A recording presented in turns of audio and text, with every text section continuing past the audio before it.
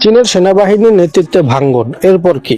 গত বছরের অক্টোবরেই বলেছিলেন চীনের মিলিটারি কমিশনার তৎকালীন সহসভাপতিকে অপসারণের পর যদি আর জ্যেষ্ঠ কাউকে সরানো হয় তাহলে তা চীনের পিপলস লিবারেশন আর্মির ভেতরে একটি গভীর সংকেত সৃষ্টি করবে। এই মুহূর্তে এখন সে এসে গেছে। শুধু জাং ইউশিয়ান নন, পিপলস লিবারেশন আর্মি বা পিএল-এর চিফ অফ স্টাফ লিউ জানেলিউ পতিত হয়েছেন। দুজনের বিরুদ্ধে আনা হয়েছে গুরুতর শৃঙ্খলা ভঙ্গ ও আইন লঙ্ঘনের অভিযোগ। এই সংক্ষিপ্ত সরকারি ব্যাখ্যা আগের সব শুদ্ধি অভিযানের তুলনায় আলাদা। আগে প্রতিবারই এমন তদন্তের দুর্নীতি বিরোধী লড়াইয়ের অংশ হিসাবে উপস্থাপনা করা হতো, কিন্তু এবার প্রতিরক্ষা মন্ত্রণালয়ের মুখপাত্র সেই পরিচিত বয়ান ব্যবহার করার প্রয়োজন বোধ করেনি। এতে স্পষ্ট হয়ে গেছে পিএল-এর শীর্ষ ব্যক্তিগত দ্বন্দ্ব এতটাই গভীরে পৌঁছেছে যে তা তার যত্ন সহকারে সাজানো দুর্নীতি বিরোধী গল্প নিয়ে ঢেকে রাখা হয়েছে না।